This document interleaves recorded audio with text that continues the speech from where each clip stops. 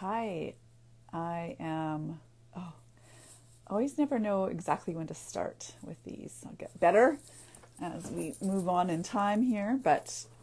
Anyways, I was just at the Compassionate Inquiry Conference this past weekend in Vancouver with Dr. Gabor Mate.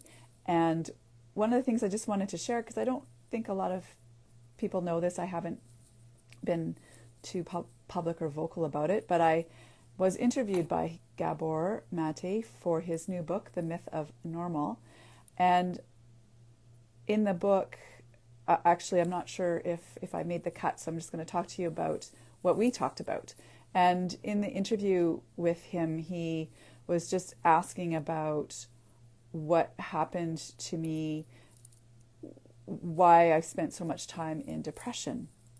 And I've had a lot of labels. And my book is called Beyond the Label, so you may have heard of that. And all the labels mean that these are things that we use or psychiatrists use to give some sort of explanation to what you're going through or to describe what you're going through, but they don't really serve to really give an understanding as to how you got there. And that was really what he's trying to get at, and to help people understand that we create our circumstances through our ability to cope with the experiences that we're in. So, he's really emphasizing trauma. And in my case, he was explaining that adoption, I'm adopted, is a trauma. And so his question to me was, what emotion have you pushed down? What have you depressed in you to be coming through as this expression that we call depression? But what's the emotion? And I actually didn't have an answer for him. I wasn't that in touch with, well, what emotion have I suppressed? And then he asked me, well, what happened when I was born? And of course, I don't know what happened when I was born. I mean, you come out of the womb, who remembers birth, right? Who actually remembers their first 10 days of life? I have no recollection of my first 10 days of life. But there's this implicit memory that happens within us. So even though on a cognitive level, at a conscious level, we don't remember the first 10 days of life, we have an implicit memory. It's built into our wiring, if you will, into the scaffolding of our being. And so then he just went on to ask me, well, what do you think would have happened if you were crying and nobody came for you? And do you think that you would have been angry as a newborn baby? And I answered, well, probably, right? Probably.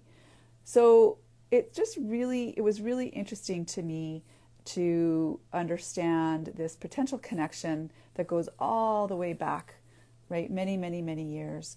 And to see then how you adapt as an organism when your needs aren't met. And so he talks about three main needs that we have, and they can be in competition with each other. So attachment, attunement, and authenticity. And often what ends up happening is we sacrifice our authenticity to maintain the attachment.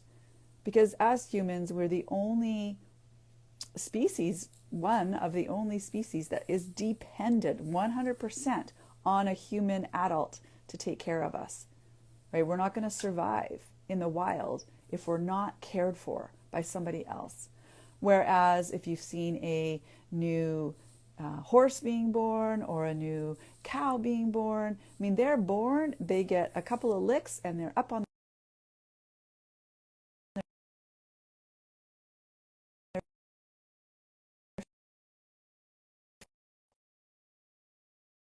fence. So I'm just going to leave it at that for now, and I'll come back and discuss a little bit more about this triangular relationship between attachment, authenticity, and attunement.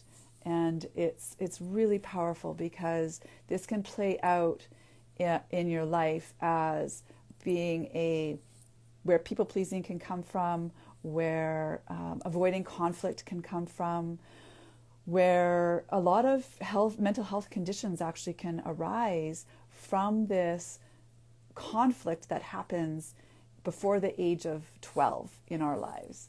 And it doesn't necessarily have to be all these big T traumas. I mean, those are obviously devastating and life-changing and impactful and crushing in many cases.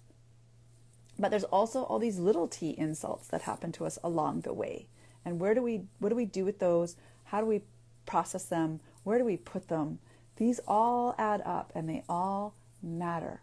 But the key point I want to leave you with is this concept of neuroplasticity, and through compassion with ourselves, we can create this healing and move forward in a different way. So I gotta run now though.